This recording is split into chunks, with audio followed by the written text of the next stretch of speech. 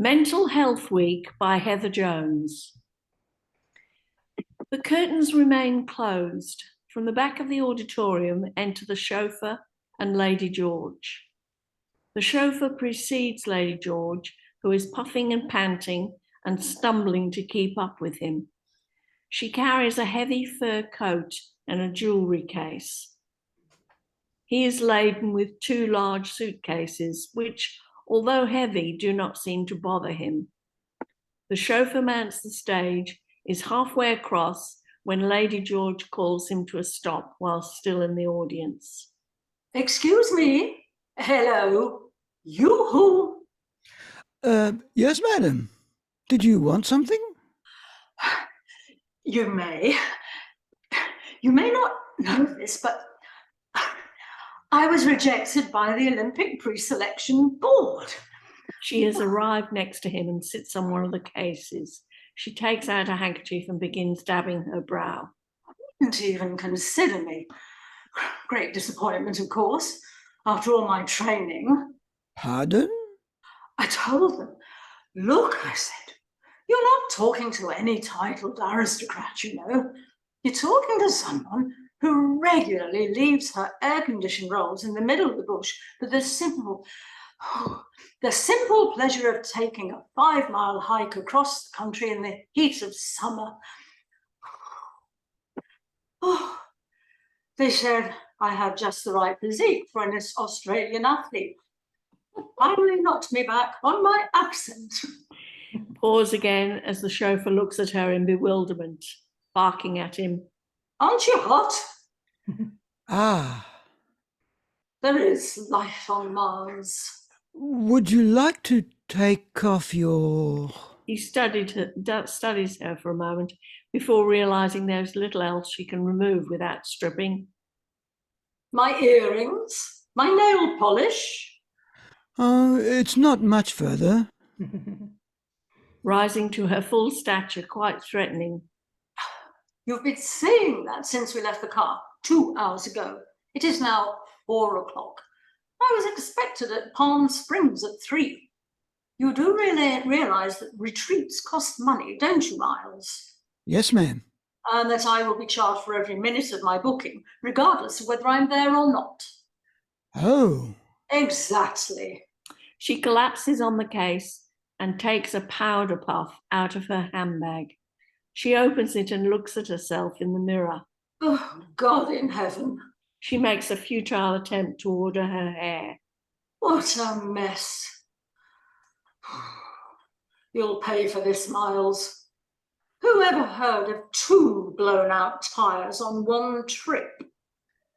Yes, it was unlucky, but then the odds against hitting a dead wallaby and a broken Coke bottle must be, greater than getting Division 3 and the supplementary. Really?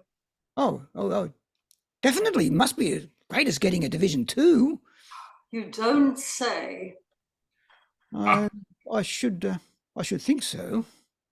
I didn't know you played. Miles, it may come as a surprise to you, but I do not normally spend my time debating the odds of mechanical breakdowns with my chauffeur, especially in the middle of the bush. The chauffeur, slightly embarrassed, turns away and looks out to the auditorium. I give dinner parties, attend concerts, open fetes, or advise cabinet ministers on their indiscretions. Snapping the powder compact shut. I don't believe you even know where. There it is. Up there on the hill. I told you it wasn't far. You sure? Looks rather bleak to me. Oh, all health farms look like that. You speak from the vast experience of a lotto-playing chauffeur, I take it. And I've told you before, it's not a health farm. We are not battery hens. It's called a ladies' retreat. Yes, ma'am. Well, I suppose we'd better start. She turns to collect her handbag. Her jewellery case falls open, the jewels scattering on the floor. Oh, no, this really is the end. Well, don't just stand there. Pick them up. stooping for the box. Damnation, the catch is broken. She tries to latch it up. That's what comes of taking it on cross-country walks. Suddenly eyeing the chauffeur closely. Don't try to pocket any of that. Every piece is accounted for. No, ma'am. Throwing the box to the ground. Damn and blast. Don't worry, ma'am. I'll strap it up with something. Fine retreat this is turning out to be. Why do they build these places in the middle of nowhere? I came here for peace and quiet, and you're turning it into an army training camp. I refuse to carry anything else. Throwing down her coat and bag. Take this lot back to the car. Deliver it to me at Palm Springs this evening when the mechanics fix the tyres. I'm going on alone. Just drop my things at reception. Very well, ma'am. I don't want to see you until I have 4 weeks rest and recuperation. Is that clear?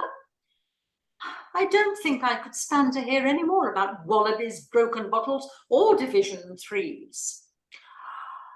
By the way, Miles, I know exactly how much money is in my handbag.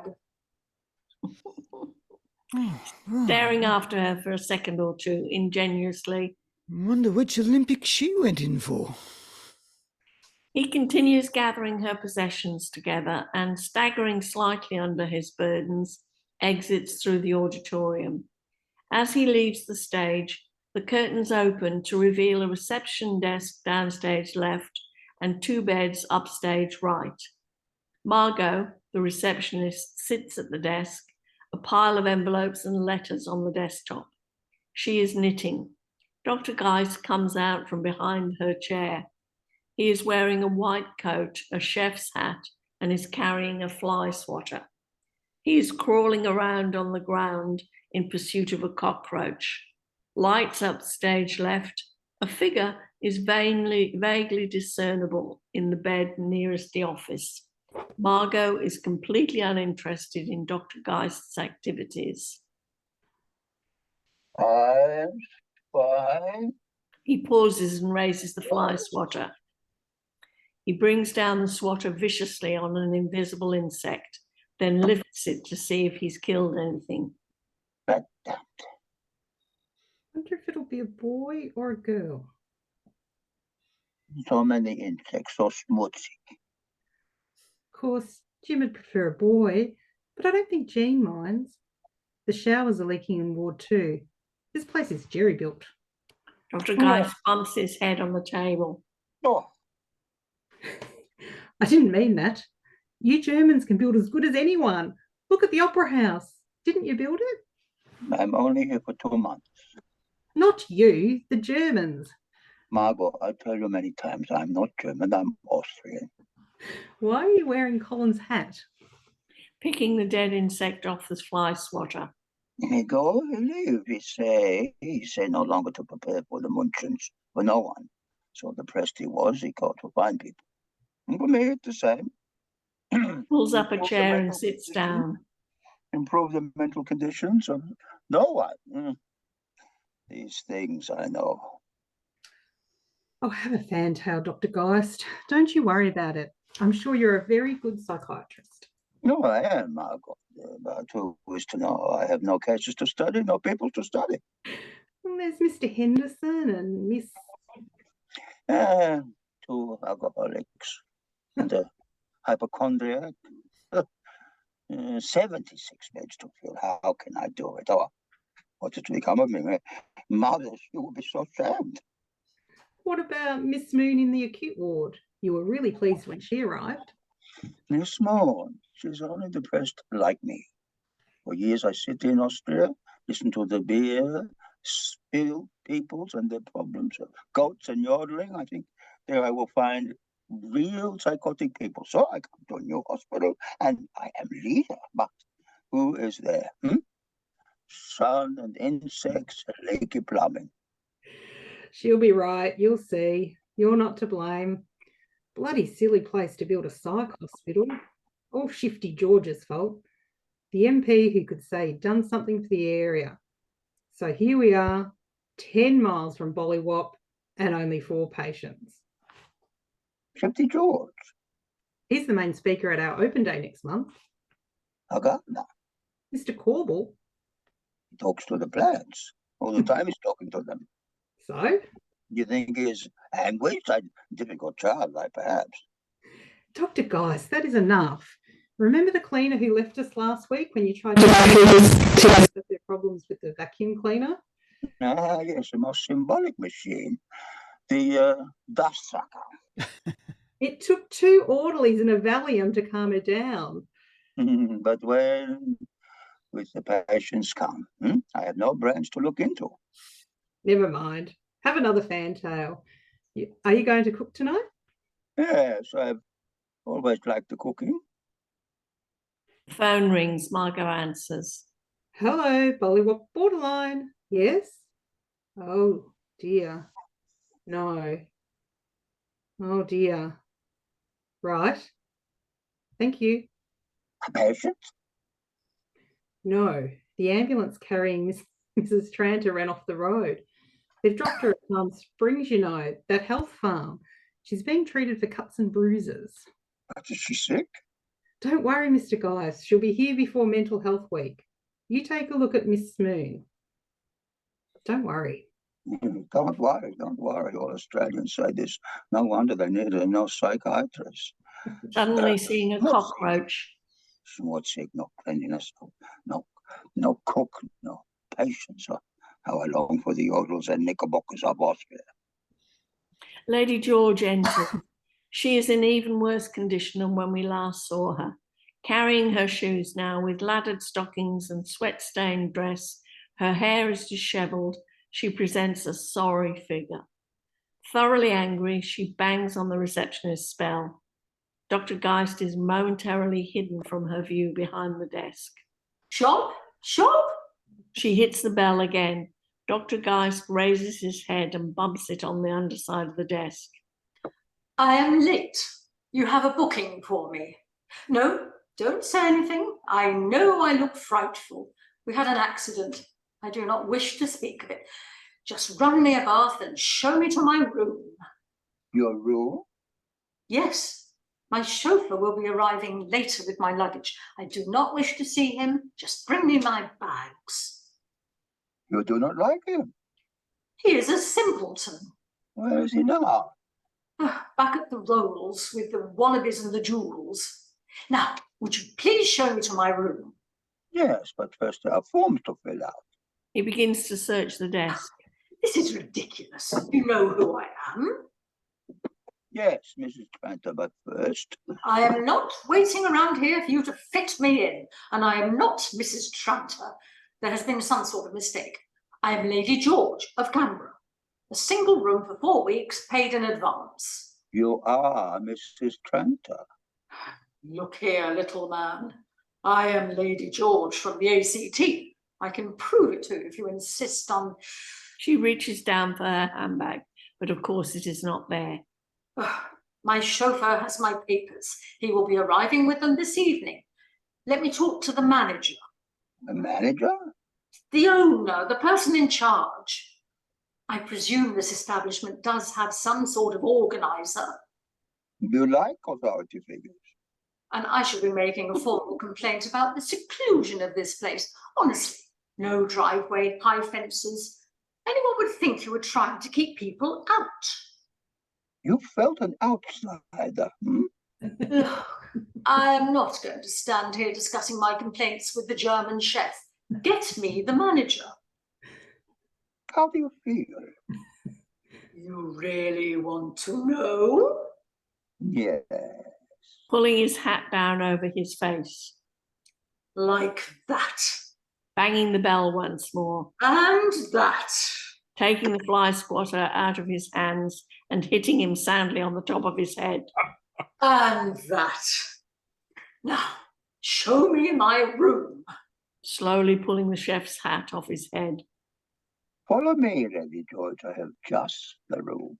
That's right. Certainly, come this way.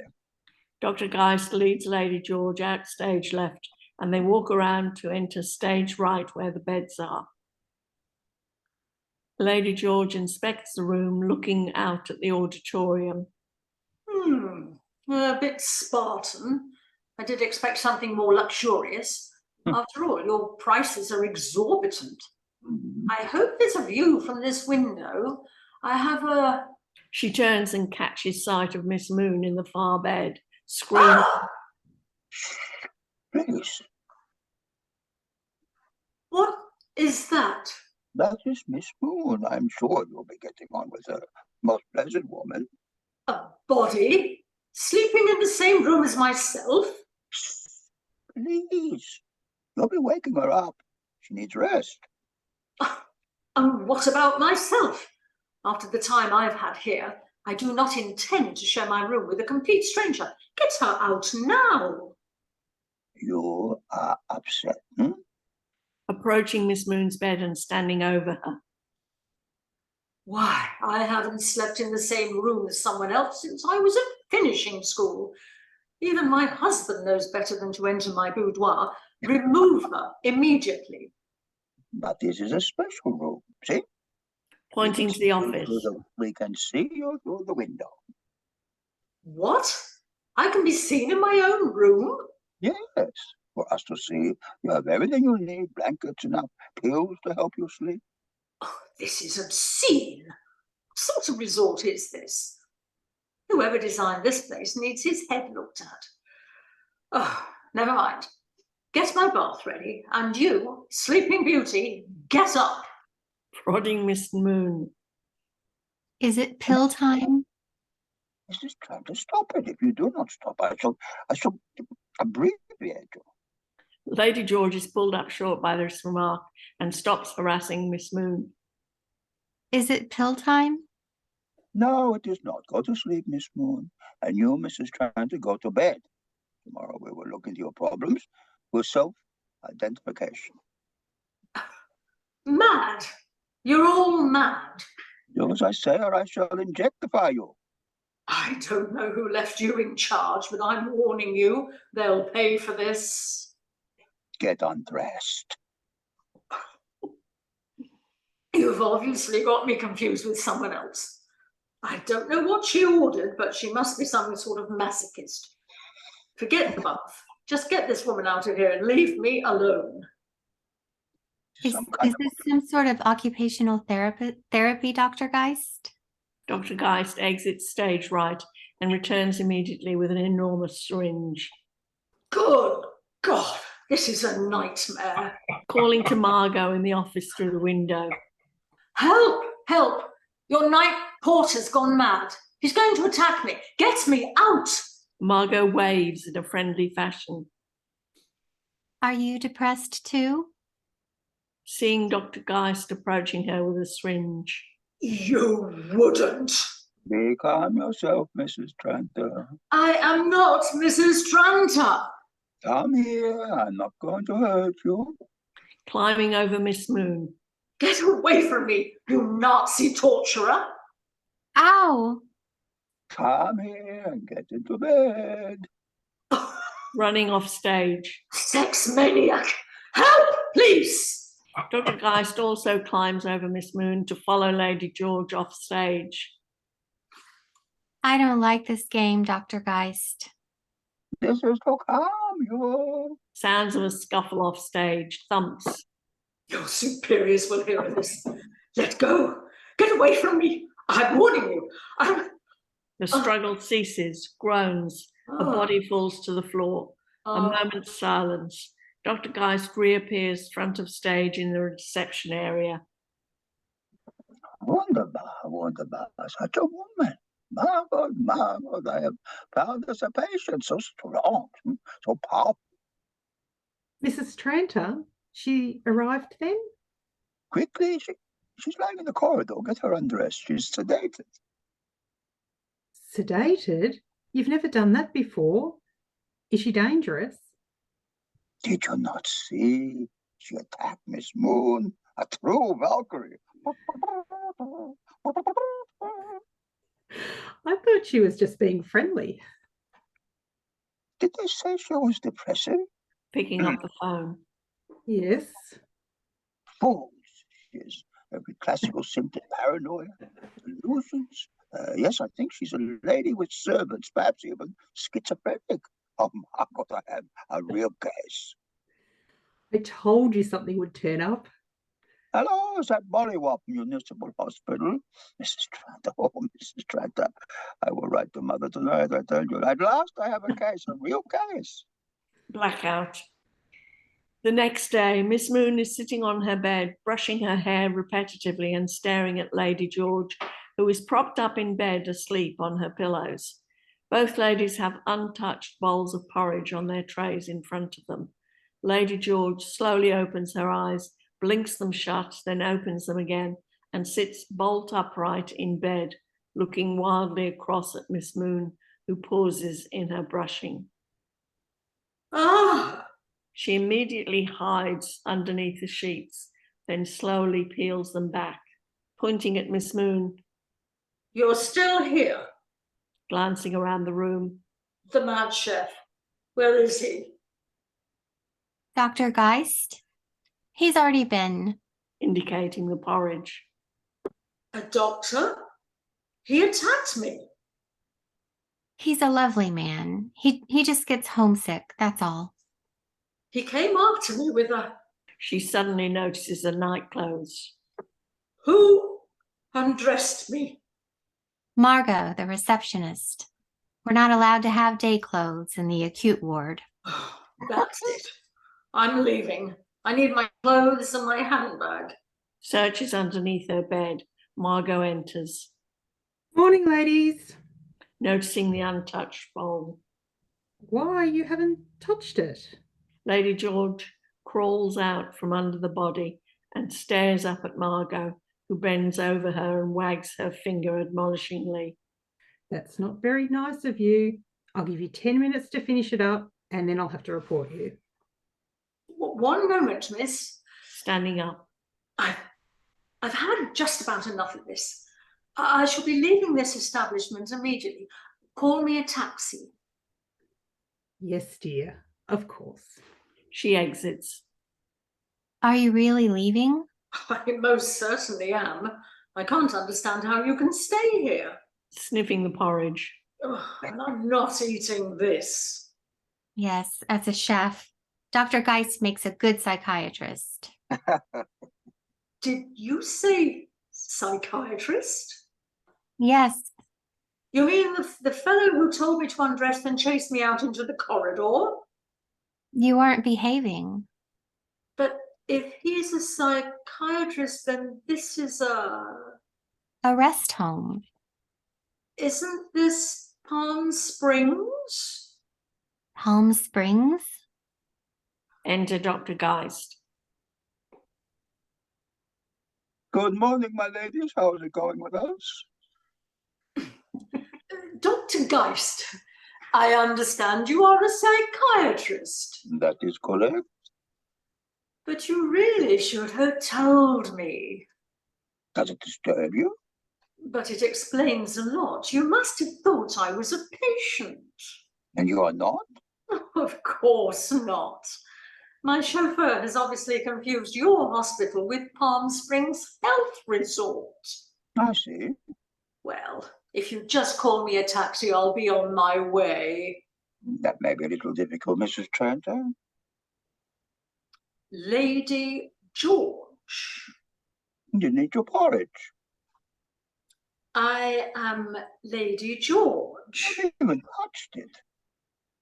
I am Lady George of the ACT. I have a room booked at Palm Health Resort for 4 weeks, where I shall spend my time swimming, sunbathing, relaxing. I am not Mrs. Tranter. I have never heard of Mrs. Tranter. Mrs. Tranter is probably sitting under my hairdryer, occupying my room, wearing my clothes. Perhaps I come back later. Enjoy your breakfast. He exits. Come back? Horrified pause. She turns to Miss Moon. He doesn't believe me. He doesn't believe me. There. He's a nice man, but he is a psychiatrist. But he must believe me. You must believe me, I can't stay here. You did speak well. You must be very clever. My clothes, my jewels, all my papers. I have nothing. Nothing to prove who I am. Oh, nothing. Don't you worry. It'll be all right. Have some breakfast. You'll feel better. Blackout. Lights up front of stage. Dr. Geist hurries in from stage right, carrying several large, heavy books. Margot hurries in from stage left. There you are. We've had 20 acceptances for Mental Health Week. You'll have to decide what you're going to cook. Oh, and Professor Madsberg has been calling you from Vienna. Professor Madsberg, did he talk of Mrs. Tranter? Mrs. Tranter, that's all I hear about now. There are other patients in the hospital, Dr. Geist. So sad, so complex. She longs for riches. If you say so. I think she's rude, always shouting. Yesterday she ordered silk sheets and a private telephone. Margot, I think I am close to finding something new in the paddock, something no one ever seen before. A new pavlova? I talk of Mrs. Tranter. Her dislocation from reality is severe. Her perceptual recognition debunked. Without help, her reality consciousness may be permanently destroyed. Oh dear. I thought she just thought she was someone else. I may have to regress her. Poor woman. Will she have to wear crutches? I will ring Professor Madsberg now. Where is Mrs. Tranter?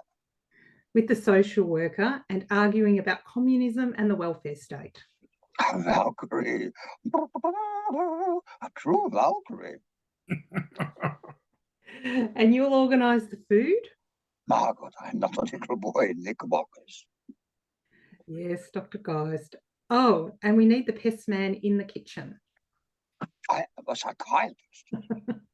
Blackout. Lady George and Miss Moon are in the bedroom, both wearing dressing gowns. Miss Moon is brushing her hair listlessly. Lady George is pacing back and forth. Silence. God, I need a cigarette. Miss Moon shakes her head. I'll buy one off you when my chauffeur arrives. Throwing herself on the bed. When he arrives, if he arrives, if anyone ever sees me again. Maybe your husband will come. My husband. He's an influential man, you know. He'll make them pay. I'm beginning to wonder whether I am Mrs. Tranter and I just dreamt I was Lady George. Sometimes I think I'm Miss Moon, dreaming I'm Miss Moon. How long have you been here, Miriam? I don't know. Don't you want to leave? Get back to your own home? They look after me here. Oh, but you should be travelling, going to concerts, wining and dining. You're pretty enough. Do you really think I'm pretty? What are we doing this afternoon? I hope it's not Irish country dancing. That instructor always pairs me off with the drunk from Ward 3. Would you like some perfume? Perfume in this place? It was a gift from the head librarian, but I don't wear it. Oh, it seems like years since I wore perfume.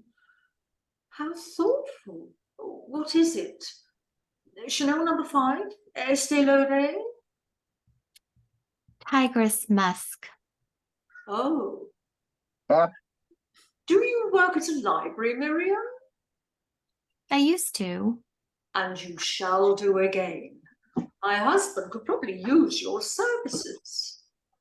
He wouldn't employ me, would he? Oh, of course he would. He'd do as I told him. We'd better go. It's time for class. Have some perfume first. I used to make a point of arriving late for class. They giggle quietly and exeunt. Lights up on the corridor area at the front of the stage. Lady George and Miss Moon have leotards on. They carry hand towels, which they use occasionally to dab their faces. Huh. Okay, ladies, you can take a 5-minute break. Oh, thank God for that. Sinking down to the floor.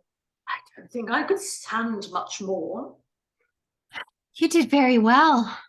I'm sure you're getting better. You did those push-ups without a rest. I must be getting fitter. Might do me more good than Palm Springs. Whoever thought I'd be saying that? Why is she pushing us so hard anyway? For the open day, Open day? we're doing a demonstration for Mental Health Week. The VIPs arrive on Monday, and the press. Suddenly grabbing Miss Moon fiercely in a whisper. Miriam. What is it? A cockroach? 1, 2, 1, 2, come on. The ladies start jogging on the spot. I've just realised. What? The open day. Yes. The press will be here, won't they? Yes. They'll take pictures, won't they? Not if you don't want them to. Oh, but I do. Don't you see?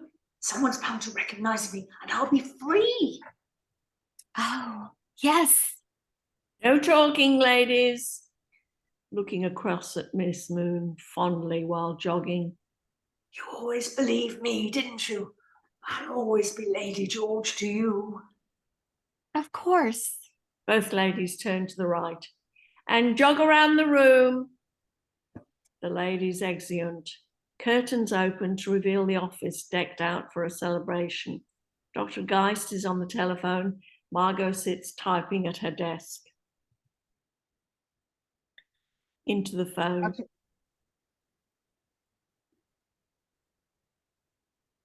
Oh. Yes, I understand. But I need it for our big week, of course. The patient is most important, but my hospital's empty. You do not know how I've waited. Perhaps if necessary. Goodbye. Puts down the receiver. So how's Mrs. Trainer? Her delusions are shrinking. Her cognizance of reality is much improved, much improved. I bet she'll be going home soon. She has so strong a hold on this alter ego, this Lady George. She talks of her dogs, her gardeners, her husband. Never will she give her up. What does Professor Madsberg say? Him, knows only the shock therapy, as a saying. If you cannot talk it out of a patient, burn it out. His father was an electrician, I think. But we haven't got the equipment. She'd have to go to... No. This is but talk. Soon she'll remember herself. I shall see her tomorrow. Yes, she won't have to go.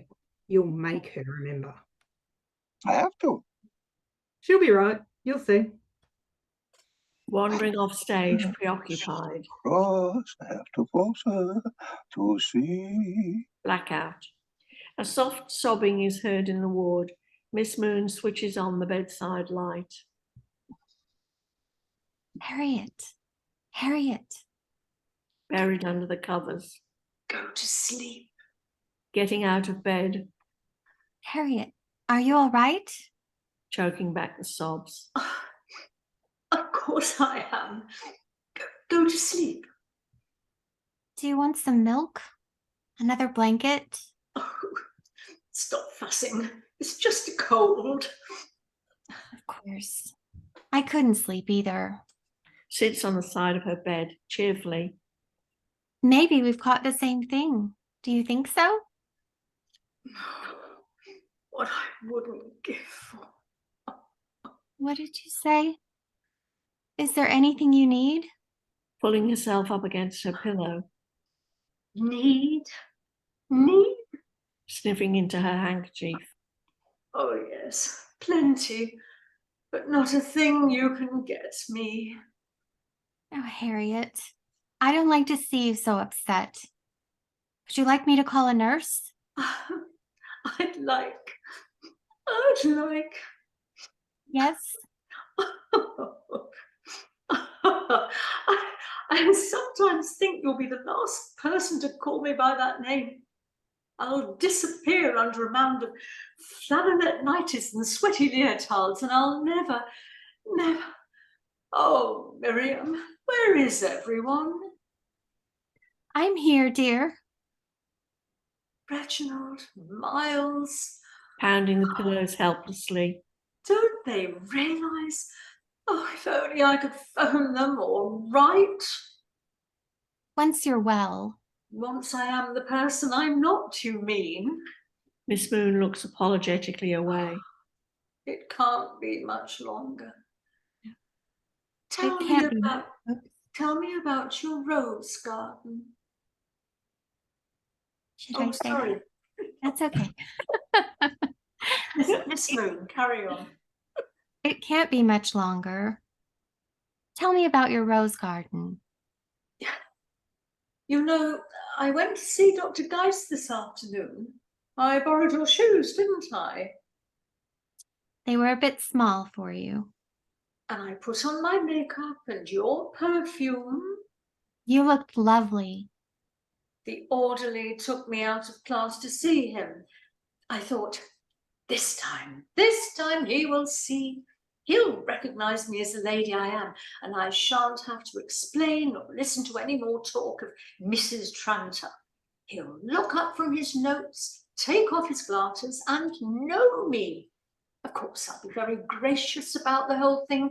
We'll smile, and he'll bow his funny little bow. How can I, he'll say. No need, I'll reply. And then, Yes? I looked down at my wrist and saw the blue tag. She extends her arm with the blue hospital tag. Saying Emily Tranter, Mrs. Tranter's badge, my badge. Oh, Harriet. She tries to catch Lady George's wrist, but Lady George snatches her arm away. Oh, I tried to kick the orderly in the shins, but tripped over my shoes instead. I fell against him. He must have thought I was trying to run away. He made a grab at my arm, caught the tag, and twisted my wrist behind my back. Harriet, you never said. I started shouting at him in the empty corridor. If you were in this nightdress instead of me, if you were going to see a doctor with someone else's name on your wrist, if you'd been locked up for 3 weeks and told to forget who you were, how could you prove it? What did he say? He called Dr. Geist. Dr. Geist gave me an injection. He said it was a crisis. And oh, Miriam, he said he'd give me shock therapy. I'm frightened. I can't stop thinking about it. What if they take me away before open day? I'll never get a chance to see the photographers. Reginald will never know. I'll be forgotten somewhere, not knowing my name. I'll be giving drugs, and maybe one day I won't remember. It's going to be all right, Harriet. You'll be here for open day, and there will be photographers. You will be seen. Oh, thank you, Miriam. You give me faith. Blackout. Dr. Geist enters and Margot follows him. The yips, they come and they're here everywhere. Who is everywhere? The flies. Don't worry, I'll spray the place. You go and welcome the VIPs. Do I look right? You look fine. Oh, I feel sick, Margot. Yes. I'm a good psychiatrist, no? The best. Look what you did with Mrs. Tranter. She even smiles now. That's right, I am the best, the very best. Dr. Geist exits. Margot goes off stage and returns with one chair at a time and sets them up in the centre of the stage facing the audience. Must have misheard, of course. I'm sure she said Palm Springs, but she just wasn't there. Ah, how distressing for you. She'd be very interested in mental health. Very strong woman, my wife. Isn't she, Miles? Oh, yes, very strong, sir. Most unfortunate to lose a wife. Miles Well, enters. there was someone there. Same name, too. Wouldn't have minded swapping, to tell you the truth. Real honey she was. Perhaps your wife should make a joke with you. My wife? Make jokes? No, Dr. Geist, you don't know her as we do, does he, Miles? No, sir. I'm sorry we messed things up by arriving early. No, not at all, not at all. We can go through to the gymnasium now. The patients have prepared a demonstration for you. He leads the way to the front of the stage. Got many patients, have you? No, we have not so many, but they are all needy. All the needy ones. And I soothe them this way, gentlemen. Now, Mrs. Margot, our receptionist. Good morning, Sir Reginald. Morning. So this is the gymnasium? Would you like to take a seat? The class is about to start. Sir Reginald and Dr. Geist sit down. The chauffeur remains standing behind their chairs. This is a push-me-pull-you occupational therapy class. Keep them from going cuckoo, eh? No, no pets in the wards, Sir Reginald. Loudly at the back of the auditorium. Very well, we're ready. During the PA orders and the conversations, Dr. Geist spots another insect and tries to surreptitiously reach it with his foot. Okay, ladies, we'll start with some easy warm-ups. Take it slowly. Up, down, up, down. I was telling Dr. Geist, I have lost my wife. Oh, I'm sorry. Was it recent? Sir? Just a minute, Miles. I'm talking. But you must be terribly worried. Where could she be? Maybe she didn't like the place when she got there. Changed her mind. Just like her. Pulling at Sir Reginald's jacket. Sir! Yes, Miles. Just a minute. You wouldn't think there'd be 2 Lady Georges booked into Palm Springs, would you? Dr. Geist stops in mid-stride because he realizes the truth. He turns slowly to the audience and looks horrified at the back of the auditorium. Margot does the same. Pause. Yes, Miles. What is it? The 3 others stare out at Lady George. Lady George!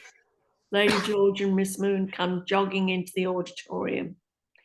And around we go. That's it. Nice steady pace. The women jog up the aisle. Now, Miriam, run. They rush to the stage. Ladies, ladies, come back here. I wish to declare to the assembled company that I am Lady Harriet George of the ACT, and that I am not, nor have I ever been. She sees Sir Reginald. Reggie! Good Lord! Harriet, what are you doing here? The end, it is my end. Rushing to the surprised Sir Reginald's arms. Oh, Reggie, is it really you? What on earth happened? Why are you dressed like that? Oh, just hold me, Reggie. Hold me tight. I give in. I go back to Austria. Never again will I shout at the goatherds. Will someone please tell me what's going on? Taking off his cap solemnly. I would like to accept full responsibility for what has happened to Lady George, and I shall be... No, it's not. It's my fault. I can't explain it exactly, but... No, you are good people, but it is with me the blame. I am not knowing. Harriet, does this mean you're leaving? Lady George turns to Miss Moon. Will someone please explain what's going on? Harriet, Are you ill? Yes, yes, dear. I've been ill. You have? Yes, she has. Oh, Harriet. But I feel much better now. Dr. Geist has been helping me. But you never said anything. You should have told me. Oh, I didn't really know myself. I am overcome, quite overcome. But it's all over now. And Reginald, I found you a new secretary. Mrs. Trent, you're a Valkyrie. Lady George, Dr. Geist. Lady George, and don't you ever forget it. Curtain.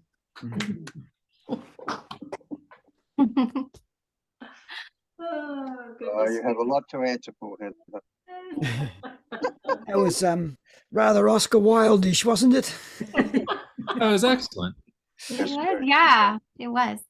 Fun. Very well cast today. Yes, yes. I think everybody got something that was a bit of a part of them. You know, I particularly loved Miss Moon and Lady George. They were great. You were excellent. Miss Yeah, Moon and Lady George really were good. both fantastic. Yeah, well, I've entered it for a They're all competition. Oh, Good So luck. I'll, I think I'll you know do in well. in February whether it's been shortlisted. Yeah. well done. And of course, there was lots of stage directions, and I think they'll work very, very well. I think it's going to be, yes, I can visualize all the You could visualize it, could you, Brenda? Mm. Yeah. Mm. Yeah. And You know It- something that I found It was interesting, excellently written. Yes. Yeah. Thank you, Nels. Very Yeah. well done. Yeah. Something I found interesting, Heather. I don't know whether you want to ever look at it, but I've, in my latter years, more of a believer in non-linear stuff as it's performed. And you know when Brenda started to do that little whispering scene, Yeah. there's something about that holds up to be, for me, the start. You open up and there's just a scene and you go, oh my God. And you're asking what's going on. And you're continually asking what's going on for about 60 seconds. And all of a sudden you go back to the start and it envelops and then unrolls and envelops and unrolls and you're back. And yeah. Anyway, just a thought. Yeah. Oh, no, thanks. Just in Yeah. the playing of it. You know, to me, that was just sort of like, oh, imagine if that was opening on its Yeah. own. Yeah. But everything else is very, very tight, clever, very lovely. Yeah, I'm going to offer it to Villanova players, I thought, because they have like special weekends of 2 plays, and I'm writing a second play at the moment. So I'm hoping that they'll pick it up next year or maybe the year after. Oh, they'll take it, no worries. Rod yeah. and Maria will love to do that. Yeah. Yeah. Yeah, well, Cliff told me you had written this play, and I was like, yes, please count me in. I know I've been absent a lot, but I didn't want to miss this. So thank you. Oh, good. I'm glad you could be there, Betty. Now the big question is, what's next, boys? Oh, yes. You know, I hadn't even thought about it very much. Wouldn't mind looking at something like a Chekhov. I was thinking of suggesting a Chekhov. Well, I wouldn't mind doing the Seagull. Yeah. But they're all worth a look at, and you know, because of our ladies, the 3 sisters would be great as well. You know, just you know, either end, I'd be up for. you know, any Chekhov is good with me. We were also thinking about Arcadia, Stoppard. Oh, that's right. Yeah. Yeah, Yeah. I think we'll have problems with the copyright and Yeah. getting, Yeah, you know. possibly. He's not And- dead yet, the bugger. Also, in saying the fact that we did what we did today, and Arcadia is still there in our thought processes, maybe we do the Chekhov next, Yeah, and Arcadia might be something for down the lines. It doesn't have to be. Well, if it is copyrighted, I can still get around that because I have a copy. Oh yeah, no, you were saying that. That's right. I've- Yeah. I've just- oh yes, I've just got to photograph the pages and turn it into a PDF to send off. yeah. How about Ibsen? Anybody like Ibsen? Oh, Yeah. Ibsen. Yeah. That'd be good too. Yeah, Enemy of the That'd be People, good too. if we're going to think about that. That's a great play. Yeah, the Yeah. majority is always wrong. I'm happy for all those suggestions. You can flip a coin on the three of them. All right, well, Three-sided coin. Chekhov or Ibsen, let's reduce it to one choice. Because well, I'd vote for Ibsen. Ibsen, Oh, I'll second Ibsen. Well, there's I'll your third. coin flip there. I heard a third and a fourth, so it seems like it might be Ibsen. Okay, An Enemy of the People. Ah, Yeah. Yeah, Okay. We've just done a Chekhov. yeah. Just did a Chekhov, yes. So Yeah. We wouldn't want to do another one, would we? we no, can get too much. No, we're doing I'd like to do the Seagull. Ibsen. Well, we're Ibsen. voting for Ibsen. Only Ibsen. Yeah. The, Yeah, yep. Ibsen. We're doing An Enemy of the People. It's all settled.